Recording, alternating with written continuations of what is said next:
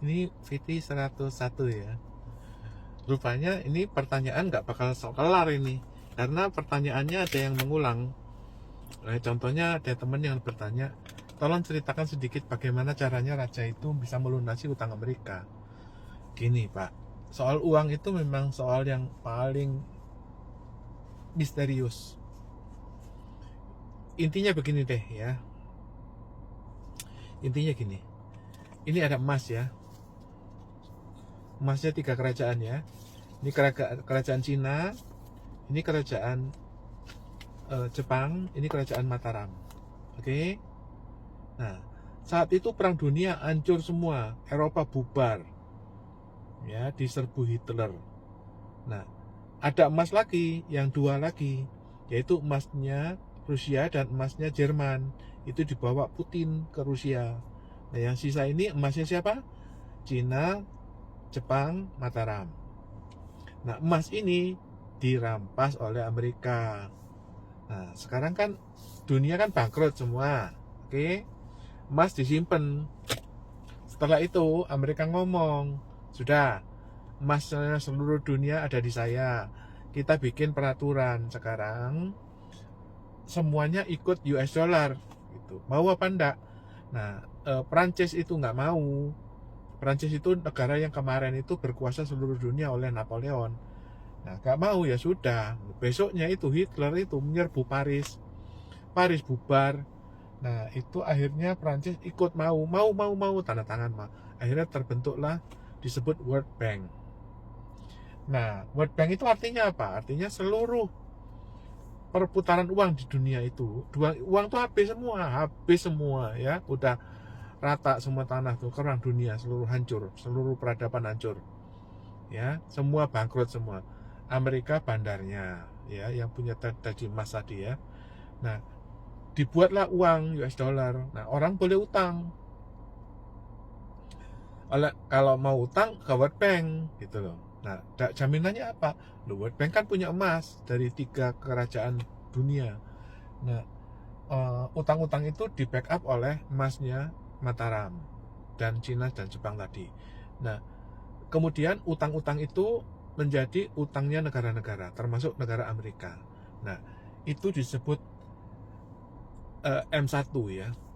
Utang negara Amerika itu M1. Nah, dari utang itu disalurkan ke bank. Ya. Nah, itu M2. Nah, berarti kalau Anda KPR, beli mobil, itu utang M2 ya, M2. Nah, utang-utang itu semua kemudian dibuatlah perusahaan menjadi M3 ya. Karena perusahaan itu kan go public ya, menghasilkan bursa saham. Nah, uang yang beredar di bursa saham itu melebihi utang-utang semua itu. Jadi M3 itu adalah duit yang membengkak, hasil dari perusahaan membengkak sehingga nilai kapitalisasi itu melebihi dari uang beredar. Ya, kalau nggak paham ya dengerin aja dulu lah. Ya. Nah, uang M3 itu kemudian diselundupkan, dicuci karena dia nggak mau bayar pajak dan sebagainya, atau dia duit haram, duit judi dan sebagainya. Itu disembunyikan atau dicuci.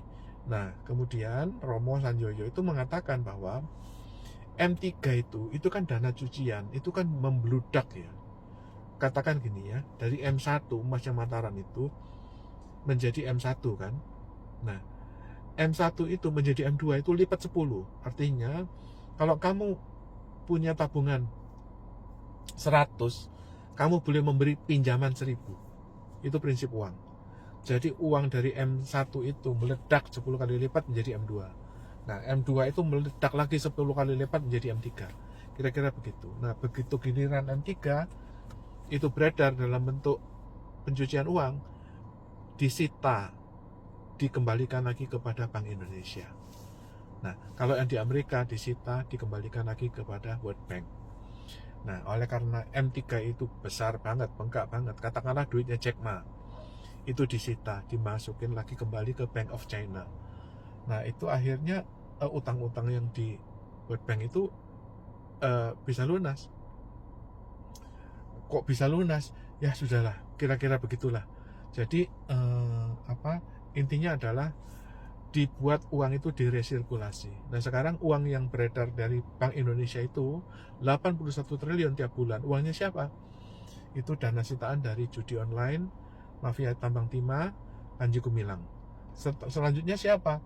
Selanjutnya mafia impor gula, mafia gas, mafia emas, yang itu Antam itu yang penyelundupan 106 ton emas itu. Nah itu dana sitaan itu dikembalikan ke Bank Indonesia. Dengan demikian itulah titah dari raja yang membuat World Bank itu bisa melunasi utangnya. Dan Amerika itu bisa berjalan terus gitu loh. Artinya bayangkan BI utang 8.000 ya. Itu cicilannya itu bisa dibayar dari pajak, kemudian kekurangannya itu bisa diambil dari dana yang resirkulasi dari BI. Kira-kira demikian. Jadi artinya Bank Indonesia sekarang menerima SRBI, Sertifikat Rupiah Bank Indonesia. Artinya dulu Bank Indonesia tuh nggak terima simpanan, sekarang terima simpanan dari pribadi, dari swasta. Nah, uangnya siapa yang ditabung di Bank Indonesia? Uangnya Panji Gumilang, uangnya judi. Demikian caranya, secara singkat itu demikian.